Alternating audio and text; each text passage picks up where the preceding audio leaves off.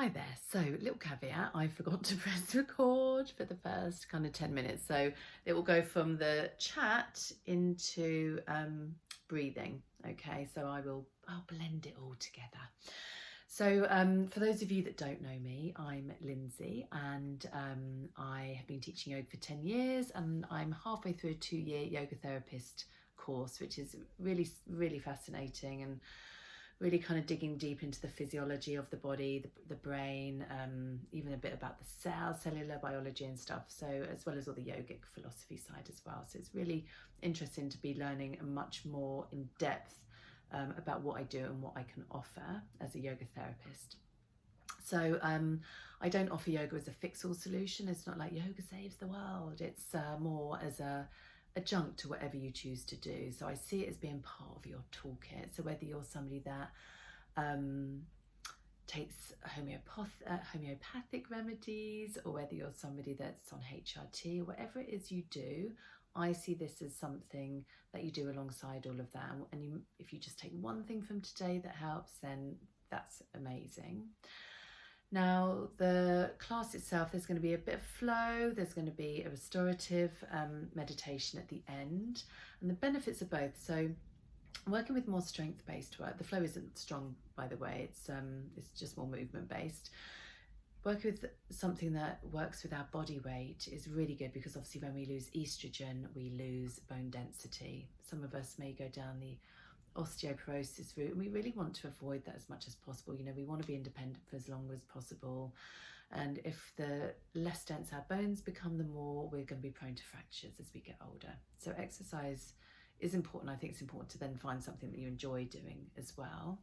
And the restorative nature of this class is because we need to find deep rest. And I think when we go through periods of, or when we go through perimenopausal symptoms, a lot of it we struggle with sleep. So actually taking time to rest in the day, or when you have time, even if it's just in these classes, is amazing, to have that moment of stopping and resting and just being, not being on the go all the time, and taking our bodies into this parasympathetic state, which is so important because it encourages all of our functions, all of our systems to function properly, all of our organs. Obviously, remember, this is subjective experience for you, so what works for one might not work for another. So, and obviously we just honour that in this group, in individual experiences. So I'm going to just going to give you a few statistics here. So I got this information from a menopause webinar I attended the other day. Now, research on menopause is really underfunded, and partly because it's hard to sync women's cycles, but it really is an underfunded area. And as we know, the voices are getting a bit bigger now about menopause. There is more information out there, and more understanding and more openness. But the statistics are high in terms of symptoms. So 94.5% have difficulty sleeping. 92% find that they're forgetful. So we've got this kind of brain fog memory issue. 87% experience irritability, so mood swings.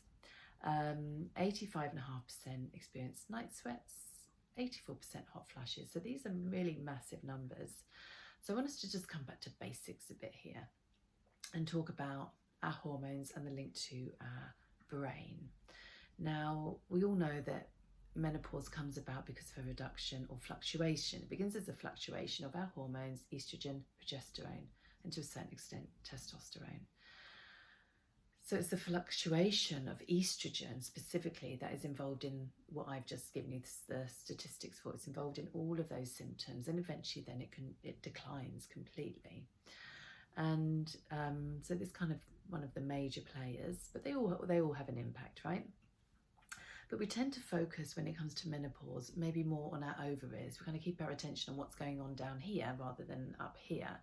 And actually, estrogen communicates between the brain and our ovaries. So the estrogen is linked to brain health.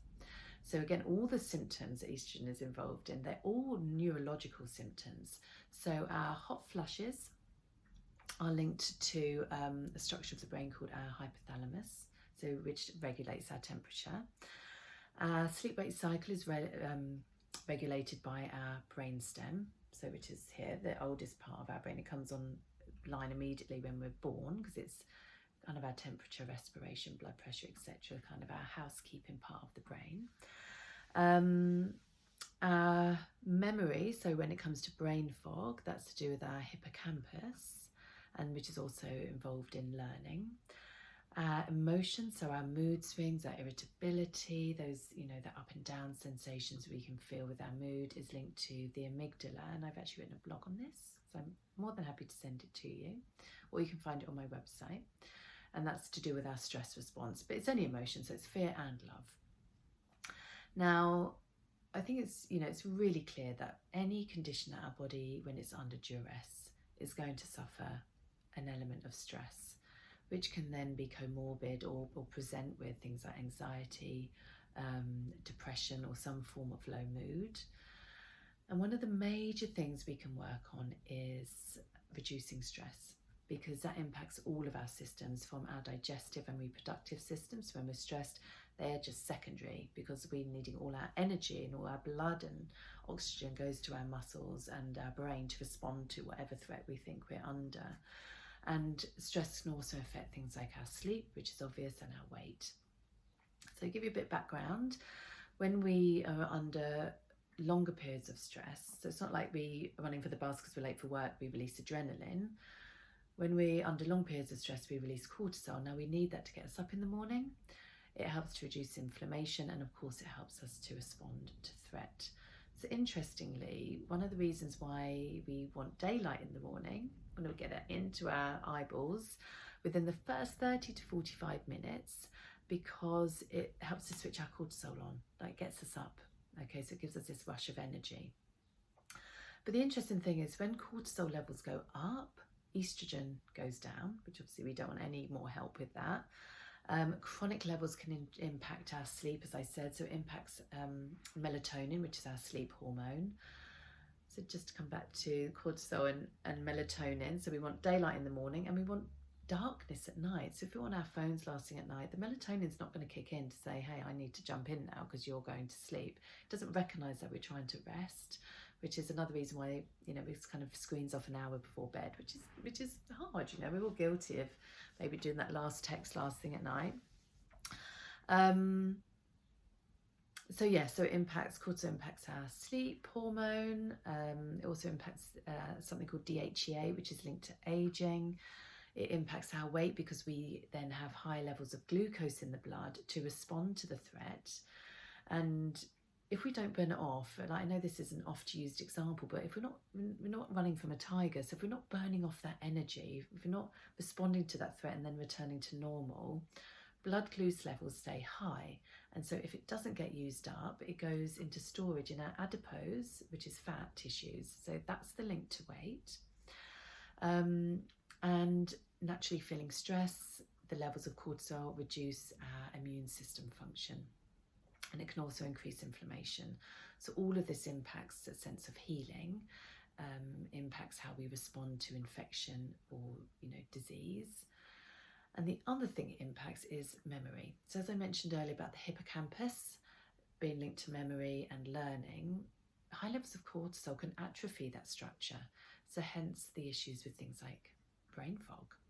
So it's all linked. And obviously stress is a major issue in modern day society. We're always on the go, whether it's also maybe stresses, whether it's work, family life, relationships, finance, our own health, all these things in our environment can impact that. So it's really important to bring our body into a place of rest. Okay, we're now going to go into the breath part. So you're going to sink in a minute to the breath part of the practice.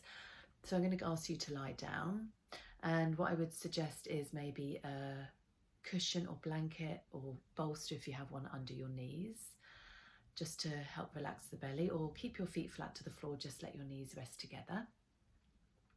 So take your time to set up, and once you're settled, I will go into a bit more information on the breath for you.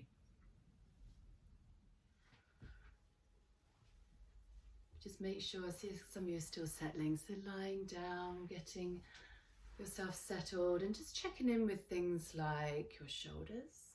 Are they relaxed? Are they hunched? Checking in with things like your jaw. Are you holding your teeth together? Is the tongue tense? Checking in with your forehead. Can you create space between the eyebrows? So like I said, with any real instruction at the moment, just breathe. As normally as possible. Try not to change it, which obviously makes us want to, but just settle in however that feels.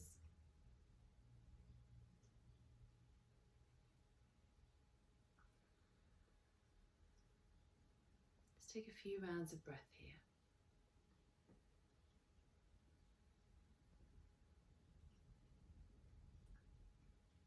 Feel the weight of your body on the floor. So we have that sense of grounding, that connection to the earth. And if you consider that we're always held to the earth through gravity, we always have that connection, but sometimes when we feel overwhelmed, we can sometimes not feel that connection. We can sometimes feel a bit unsteady, maybe a bit unstable. So always coming back to that connection, earth to the body, body to the earth. So grounding. And I'd like you to notice, how do you breathe? Do you breathe through the mouth? Do you breathe through the nose? And I will do another class on more in-depth breathing, but breathing through the nose is absolutely the number one thing to focus on. Unless you've got a cold, of course. But nose breathing is really important for optimal health. So concentrate on nose breathing now. And keeping it light, so no force, no effort. And I'd like you to pay attention to the location of your breath. Is it in the chest or the belly? And note that.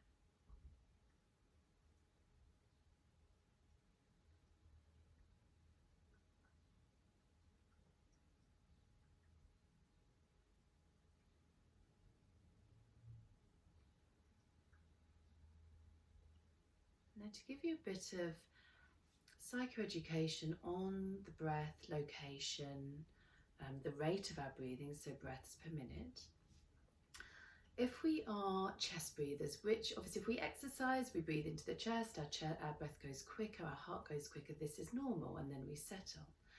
But if we're chest breathers, generally day to day, especially under levels of stress or a sense of overwhelm, what we're not doing is breathing with our diaphragm. So if you just place your hands very just gently, or one hand, it doesn't have to be both, on your, just above your belly button, so around your solar plexus. So if you think you've got your chest, your thoracic, which is your mid-back, that kind of cavity, then you've got your abdominal area, that cavity. Your diaphragm is located between those two. Now, if we breathe diaphragmatically, this is the most effective way of breathing for optimal health, and I will explain that in a bit. If we breathe in the chest, especially right up in the apex by our collarbones, what happens is that we don't really have any air sacs up there, especially at the apex. It's called dead space.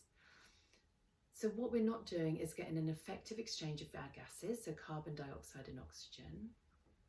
We're also not getting a good quality amount of oxygen into our blood. That's taken around our body, feeds our cells, feeds our tissues, etc.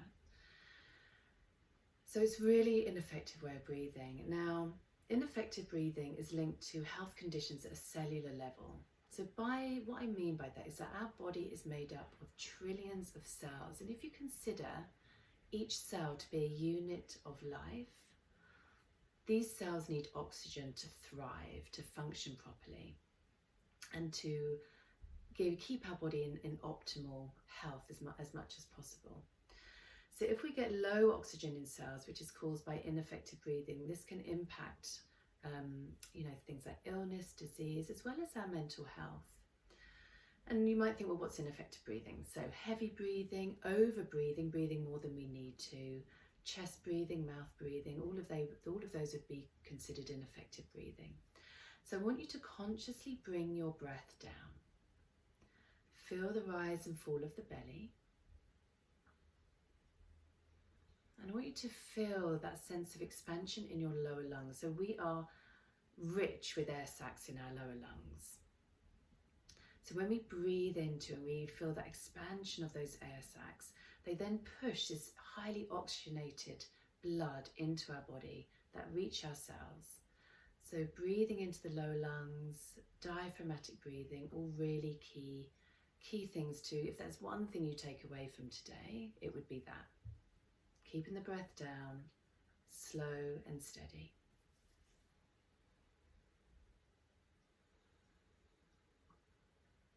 So we're going to do about 2 or 3 minutes more here. And maybe count the breath for the next 2 or 3 minutes. So maybe start with an inhale to 3 or 4, exhale to 3 or 4. See how that feels. Then maybe up it to 4 or 5 on the inhale and the exhale.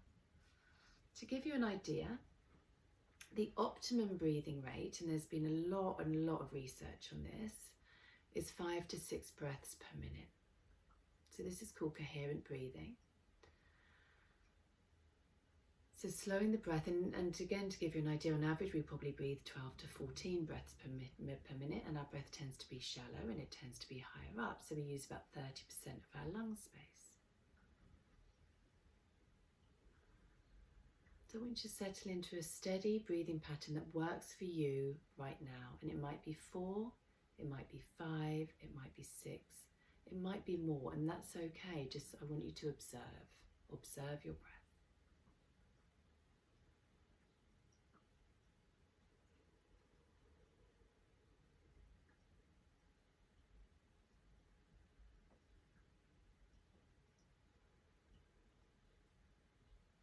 And somebody else said this recently, and I thought it was a really nice way to consider the breath. So when we focus on our breathing, we're present, because we can't breathe in the past and we can't breathe in the future. So it's a really nice way of considering the breath, because we often live in the past, we live in the future, and we rarely are present. So allowing yourself to be guided by your breath into this moment.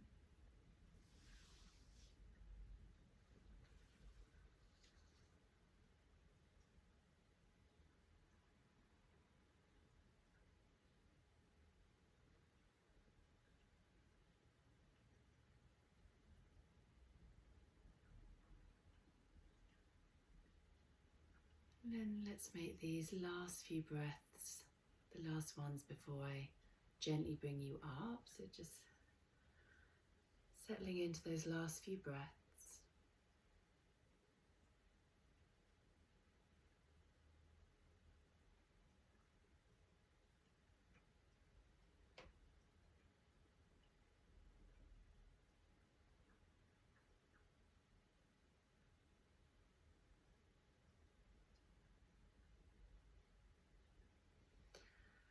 And then on your next inhale, can you reach your arms alongside your ears and have a stretch.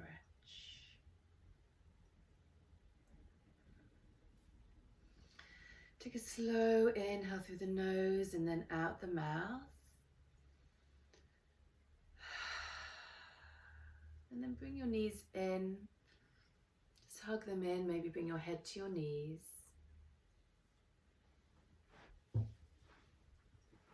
Then you have two choices. You can rock forwards and backwards, you can roll to your side and come up to seated. So if you come to again, however you want to sit, if you're sitting up on something, grab your bolster or cushion. We're actually going to start cross legs. So I'm going to stay on my bolster. So if you find your hips are tight, and you generally, if you're cross-legged, you maybe sit like this because the hip flexors are tight and everything's pulling in. Sitting up on something just gives us a bit more height and able to bring our knees a bit further down. So before we get going, I kind of wanted to have a theme of, so we're going into a little bit of a flow here. We're going to be doing it twice. So if you think the first one, oh God, which direction am I turning in? What leg's lifting? Blah, blah, blah, blah.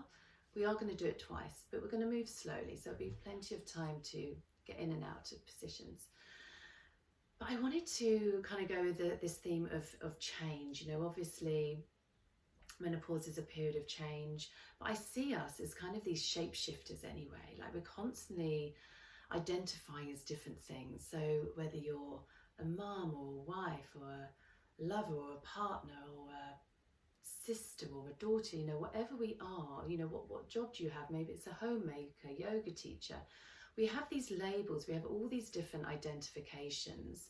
And how often do we, there's something in yogic philosophy called, you know, we talk about being the pure I, but I don't mean I as in I, which is what I first thought, but me, myself and I, like, can we just identify as just being who we are in this moment? Human being, not a human doing, just being in this moment, and kind of letting go of all these identifications, all these labels that we have. So when I kind of thought of this sense of shape shifting, I thought it'd be quite nice to bring a bit of flow into the practice and to encourage us to not be defined by all these different labels. And I've spoken to some women who have been through menopause, and they use words like I've reclaimed myself, words like vitality, and I think, you know, these are amazing words that that we're hearing. Even if we don't necessarily always feel like that, it gives a sense of real positivity about the experience. So we're going to start, before we get a bit more movement on the mat, so I will sit back a bit for you. We're going to start with something called, it's called a Sufi grind. And it's basically circling. So I want you to bring your hands to your knees and just trying to get some movement into the pelvis. So I want you to lean to the right.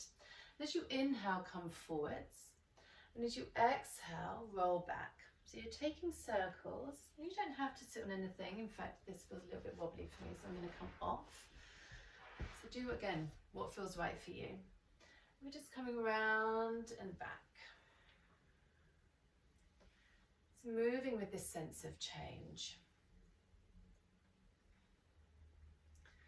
So if you're interested in things like Buddhism, for example, they see life as like a river. The sense of impermanence, the sense of fluidity, like no flow of the river, no drop of water is the same, and we're just constantly moving through periods of change and fluidity. And what's important, because we can't stop that, what's important is our response to all of this stuff.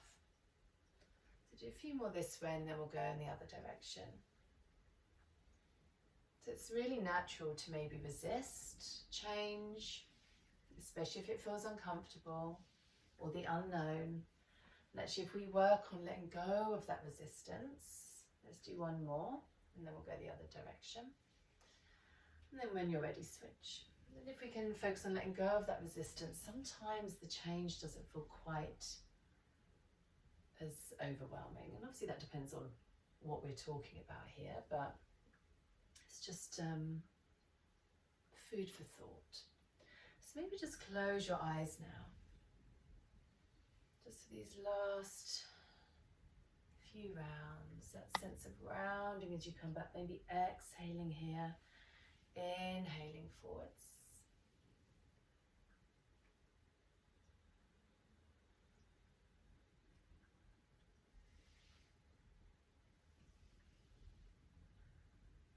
Let's make this the last one. So then just come to stillness, sitting up tall, maybe eyes still closed. Turn your palms up in this sense of openness, receptiveness, broadening the chest, softening the shoulders.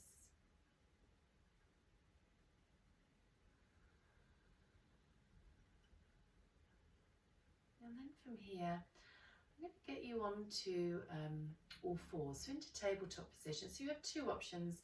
Depending on knees, you can bring your feet in, push forwards on your hands, or any sensitive knees going on, swing your legs around to the side and come up.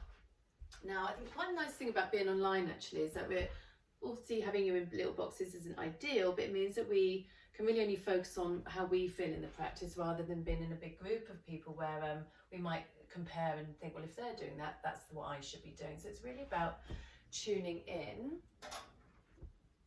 to your body and what feels good. So I will offer some modifications. So from here, we're going to start with some cat-cow. So I'm actually not sure if there's anybody new to me today that hasn't done yoga, but it won't be anything really challenging or anything like that. So on your inhale, I want you to arch your back as you look forwards. And then on your exhale, round your back and look towards your navel. I'm going to do a few rounds of this, and then we're going to bring a bit more movement into this kind of cat-cow movement. As you arch your spine, focus on drawing your shoulder blades towards each other, opening the chest. And then as you exhale, you're doming into your mid-back, bringing your chin in. And then on your next inhale, come back towards your heels. And then on your exhale, chin to chest, ripple the body forwards. So inhale, look forwards, hips to heels. And then exhale.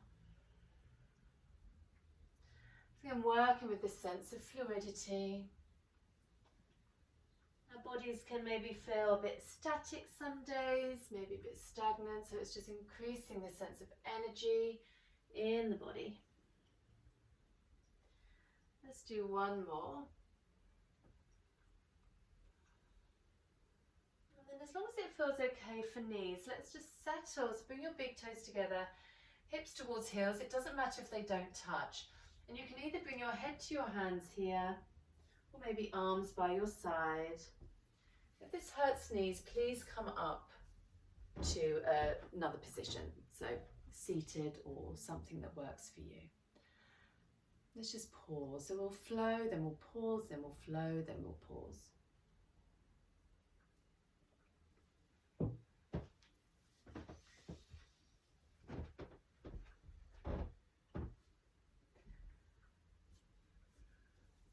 So let's take 2 more breaths here. Make them as slow as you can to really eke the breath in. Remember the lower lungs, keeping the breath down. Maybe have that as a bit of a tagline today, keeping the breath down, and then exhaling fully.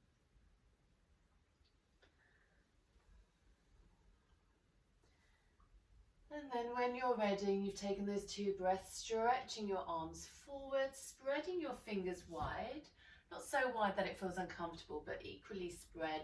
And then come up onto all fours again, tuck the toes, downward facing dog. If you want to skip downward dog for any reason today, you can come onto your knees and again maybe do cat-cow instead. So that could be another option for you instead of downward dog. And then maybe start by walking your legs out. Just get a feel in downward dog of any tight spots. So the backs of the legs feeling at all tight today, maybe the lower back. And just again moving, exploring, feeling, not worrying about alignment, not worrying or thinking about how poses should look.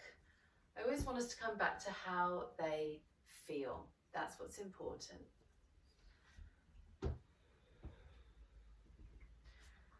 Okay, so let's begin this flow. So let's come onto our knees first and step the right foot forwards. You can always, if it doesn't go all the way forwards, you can always move your left knee back instead, but we want to get to a place where you've got a stretch in this left hip. So let's just pause here, lift the chest, feel that stretch in the left hip. And then we're going to take the left hand to the mat. Just make sure your hand isn't behind the shoulder because this is way too much on the wrist. So move your left hand forward slightly. Turn the right toes out. And we're going to lift the right arm up. So you're twisting towards your right thigh. So take a breath in, stretch up. And then exhale, bend the arm. So call this cactus arm. Squeeze the arm in. We're going to do this 4 times. So inhale. Exhale. Inhale. Exhale. Press down with your left hand. Keep that sense of the ground underneath you. And then bring your right hand inside the foot, straighten the back leg. We're going to walk the hands to the left, so you're going to be facing the long edge of your mat. Turn the toes out slightly and then bend one knee and then the other and call this sweeping the sand. So sweep your hands along the floor. Relax your head. And maybe feeling a bit of a stretch in the inner thighs. Again, keep the attention in your feet, pressing down, feeling the ground. And then coming, so we've done that about 4 times, come back to center, bend your right knee, take your left hand to the floor. Now, if you're using blocks today, you can always place a block under your left hand. So I'm mirroring you, just so you know. And then we're going to twist to the right, lift the right arm up. 4 breaths here. So this round is going to be kind of the number 4. So 4 breaths here. Slow and steady.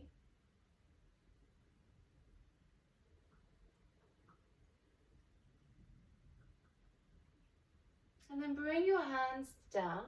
And we're going to spin around now to the back of the mat. So obviously we'll be doing this twice. And we're going to place the knee down. Okay. Send your opposite leg back behind you. Take a breath in. And as you breathe out, we're going to bring the knee through towards the chest. I'm going to do this 4 times. So inhale, extend the leg. Exhale, bring it in. Inhale, extend. Exhale, bring it in. So press into the hands. Last one. Inhale. Exhale. And then place your knees down. Move them back a little bit. And we're going to bend the elbows and come all the way to the belly. Okay. So from here, press your feet down and your hips down. And take your hands outside of your mat. So come up onto fingertips here. So again, we're going to do this 4 times. So on your inhale, lift the chest, relax through the shoulders. Exhale, twist to your right. As you breathe in, spiral through center, and exhale, twist to your left. So this way we're getting some movement in our mid-back, so our thoracic spine. Maybe feeling a bit of a stretch in the shoulders.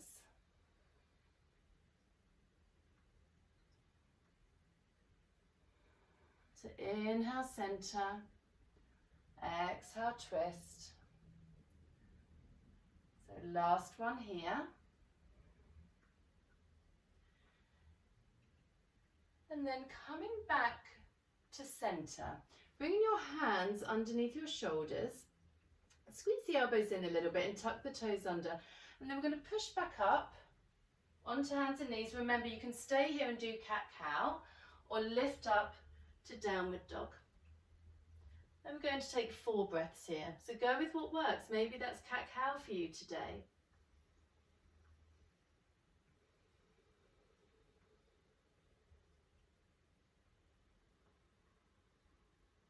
Keep plugging really firmly into your hands. So you're really pressing into the fingers as well. And then come onto your knees. And we're going to step the left foot forward. So back into this low lunge position. So again, make sure you've got a stretch in your right hip here. So right hand down, move it forwards a little, turn the left toes out. Now turn to your left. Reach your left arm up, inhale. Exhale, bend the elbow, squeeze the elbow in towards the midline. Inhale. Exhale. Last 2.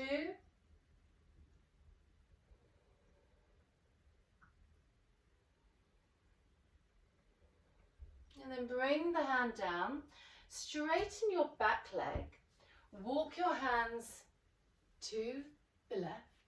So you're facing the long edge of your mat again. Turn the toes out a little, come back to that sweeping sand. Relax your head. Just feel the touch of the mat underneath your fingertips. Just bending and straightening the legs. And then come to stillness. So again, I'm going to mirror you here. Take your right hand underneath the face. Bend the left knee and twist to the left. So your left arm's reaching up. 4 breaths here. If you need more space, come onto fingertips. If this feels really tight on the legs, come up a bit higher.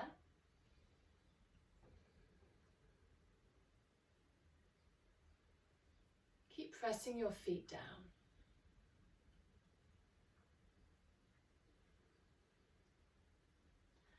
And then bring your hands back down, face the front of the mat, back knee down. Send your opposite leg back. Inhale, so 4 of these. Exhale, knee towards nose. Inhale, extend. We're not trying to touch the nose, by the way. We're just bringing it into the chest in that direction. Last 2. Last 1. And then come back to tabletop. Move the knees back a little bit. Elbows in, lower down. Press your hips against the floor and the tops of your feet. Now tent your fingers outside of the mat. So you want your shoulder heads lifting away from the floor, shoulder blades drawing in and sliding down the spine. So take a breath in, lift the chest. It doesn't have to be high. Now turn to the left first. Exhale, lower. Inhale, spiral through center. Exhale to the right. Keep your hips pressing down. What we don't want is to cause more compression in the lower back. So we want to try and keep the lower back lengthening. So we do that by pressing the hips to the earth. So just flowing, going through that sense of fluidity still. Last one.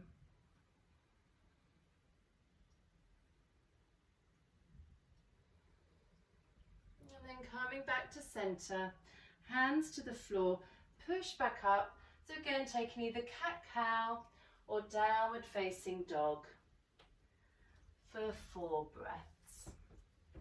So the flow is designed to lift a little bit of energy, just create maybe a little bit of heat in the body.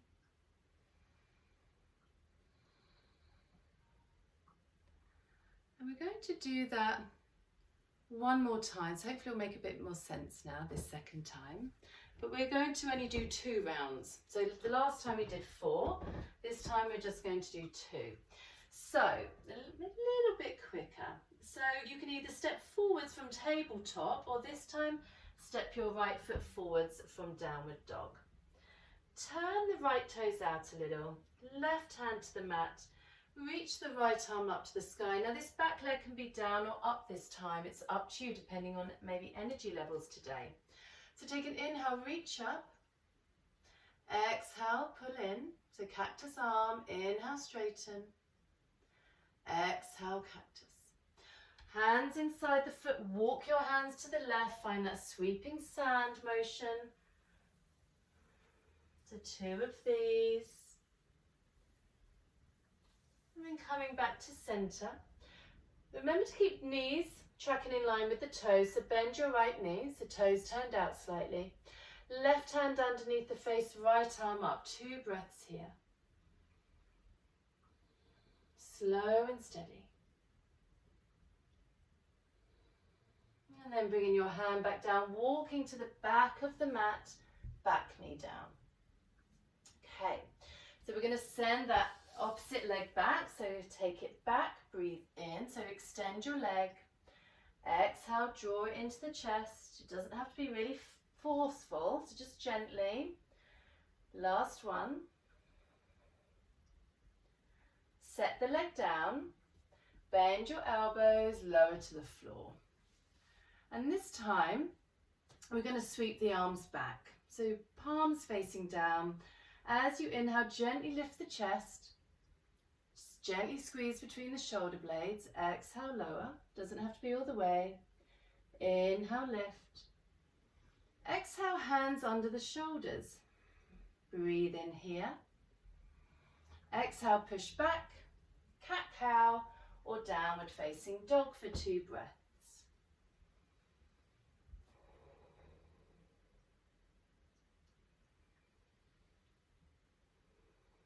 And then lift your hands, step your left foot forwards. Remember the back knee can be down or straight for this one. Turn the toes out a little. Right hand on the mat, lift the left arm up, breathe in, stretch it alongside the ear. Exhale, bring the elbow in. Inhale, stretch. Exhale, pull it in. Bring your left hand inside the foot, walk your hands to the long edge of the mat, so wide leg forward fold. Toes turned out slightly and finding that sweeping of the sand side to side, just a couple of those. And then coming to center, taking your right hand underneath the face as you bend your left knee, just so you can feel some sensation in that right leg. It doesn't have to be deep. And then stretch your left arm up for 2 breaths.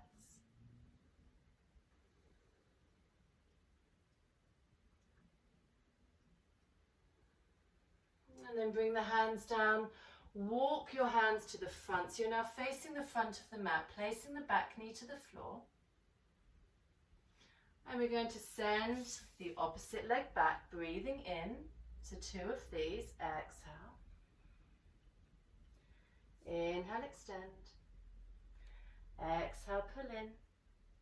Set the knee down, shuffle the knees back a little bit, lower all the way to the belly. Sweep the arms alongside the body, palms down, press your feet down, press your hips down. Then on your inhale, gently lift up. Exhale, lower a little. Inhale, lift up. Hands under the shoulders. Push back up, a couple of rounds of cat-cow or downward facing dog.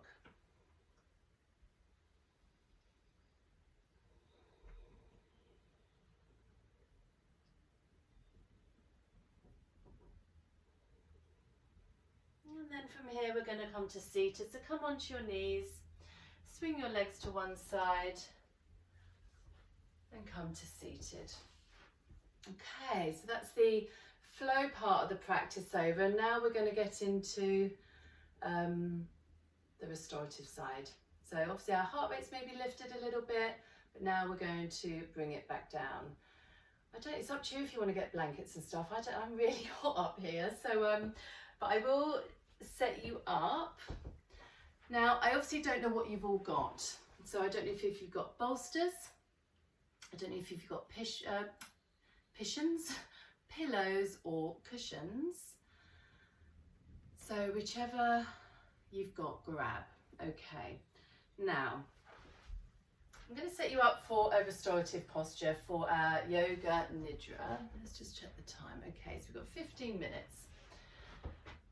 So what I'm going to get you to do, now you have a couple of options, and I'm going to let you choose actually, because I'm not sure if you've all got blocks. I'm just going to give the same options for everybody. I'm going to get you to either place the block, the bolster or cushions under your knees with a blanket wrapped around you, maybe an eye mask, or if you feel like finishing with a bit of a chest opener, you can place whatever you have along the length of your spine and maybe take something like this. So you can choose. Legs can be straight or bent, but wherever you're going, if you're choosing the bolster under the body, keep your hips on the floor for that grounding and lay your body and your head along your prop. Now the other thing is you can always do legs up the wall or over a sofa.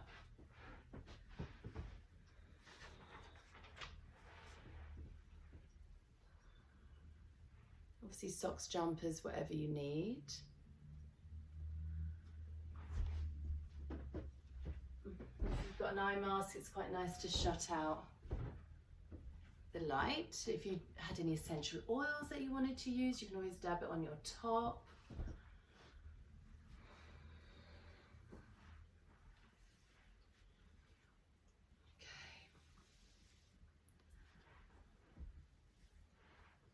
And then just make sure wherever you are that the body is feeling held and supported. It's not having to hold itself in position. So you want to let go of any sense of holding in the body. And we're really looking for support and a place where we can find deep rest. Now, if the mind is busy today, we just observe that that's the way the mind is. So you may find that you stay really fully connected to this practice.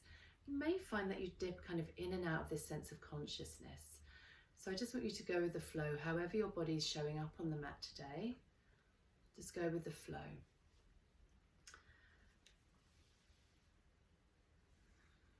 Okay. But yeah, make sure you're warm, because when we rest, our body temperature can drop. So just being aware of that. So yoga nidra, some of you might be familiar with this, but if you're not, it's also known as yogic sleep. So the idea is we neither fall asleep or try and focus too hard. If you do fall asleep, please don't worry. But the idea is that you listen to the sound of my voice and allow me to guide you through the practice. So it's a bit descriptive, it might follow a certain type of pace. So let's begin the practice of yoga nidra now.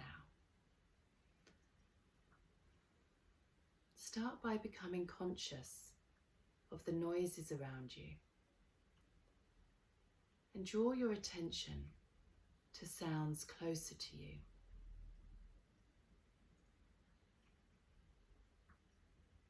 Feel your body lying on the floor. The back of your body as it is, supported and lying on the ground.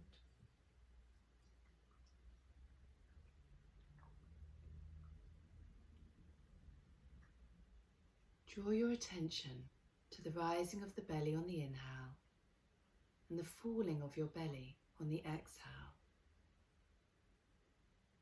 Rising, falling. Rising, falling.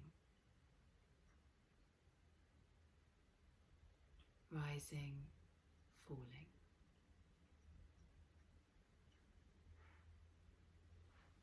Allow your mind to become unified with the rising and falling of the belly.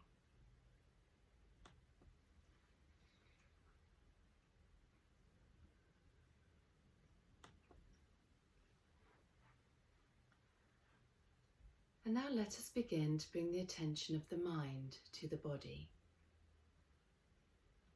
I'm going to recite a part of your body. You're going to become aware of that part of your body and mentally repeat its name after me. So I'm going to recite a part of your body. You're going to become aware of it and then mentally repeat its name. Beginning now. Right hand thumb, second finger, third finger, fourth finger, fifth finger, palm of the hand, back of the hand, wrist, forearm, elbow, upper arm, right shoulder, right armpit, right rib cage, right waist, right hip,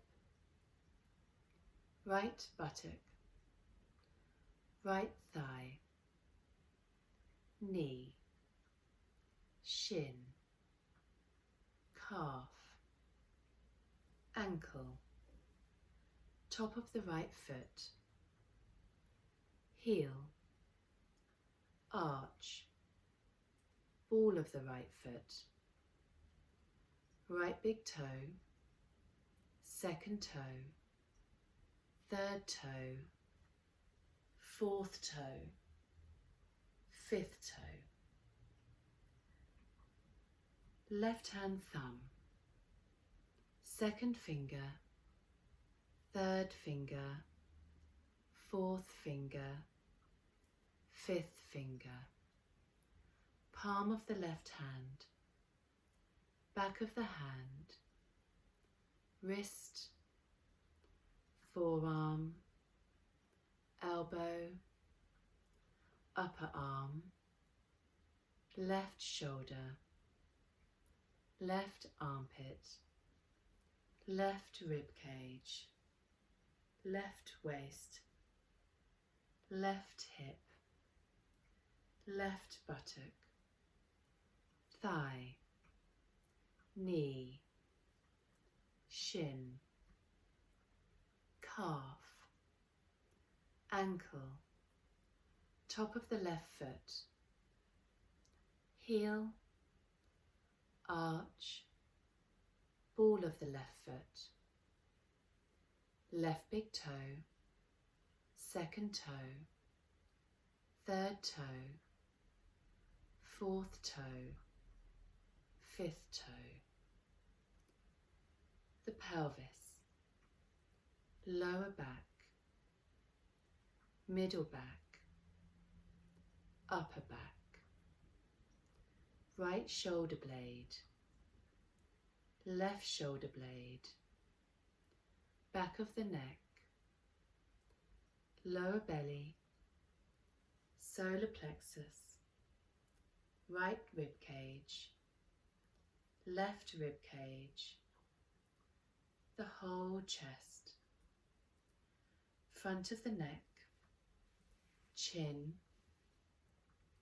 right jaw, left jaw, right cheek, left cheek, lower lip, upper lip, both lips together, nose, right ear, left ear, right eye, left eye, the whole forehead, the whole face. Become aware of the whole face, top of the head, back of the head, the whole head, right arm, left arm, both arms together, chest, belly, upper back, lower back, the whole upper body, right hip, left hip, right leg and foot, left leg and foot, the whole lower body, the whole body. Become aware of the whole body, the whole body.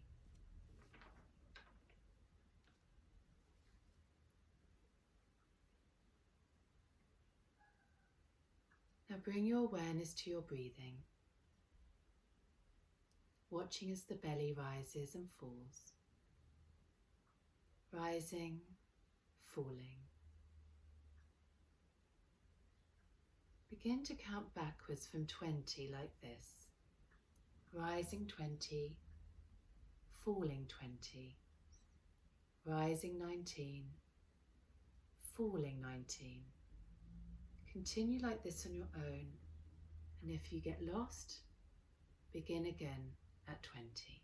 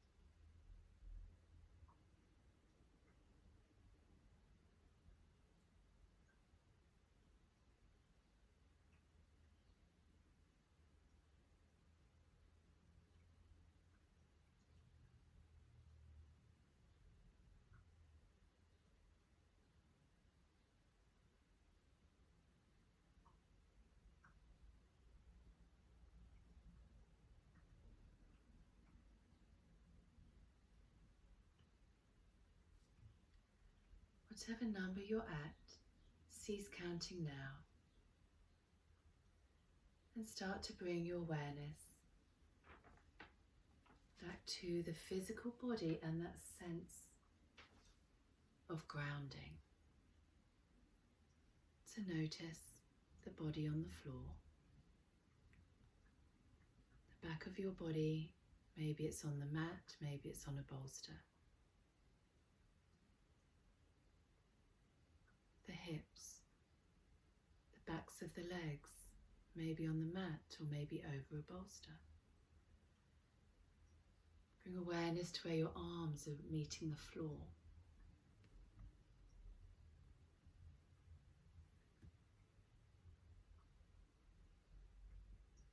Maybe begin to roll your head gently side to side. Feel the head on the mat, noticing the different pressures points as you move. Maybe begin to rub your thumbs against your fingertips, feeling that sense of touch. Maybe wiggling your toes, feeling the awareness in your feet.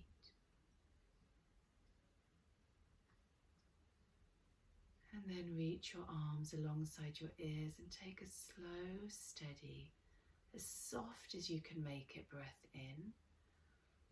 And then as soft as you can make it, take the breath out.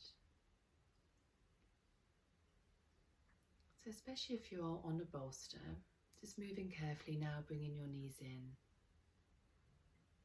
and rolling over to the side. Just pausing here for a moment.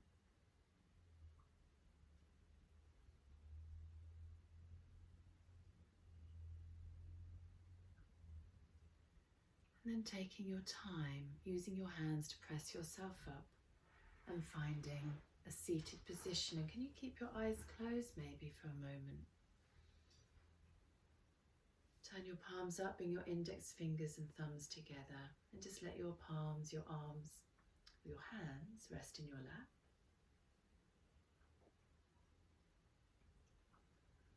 Just sitting tall but relaxing the shoulders. Just taking a few easy breaths here, light and soft.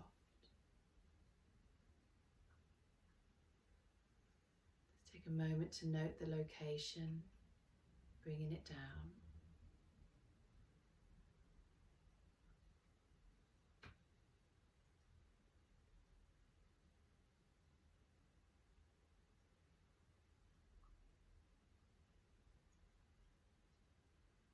Bring your hands together at your heart center. Namaste. Thanks everybody. Hope you're all feeling rested. Thank you, Lindsey. Thank you so much.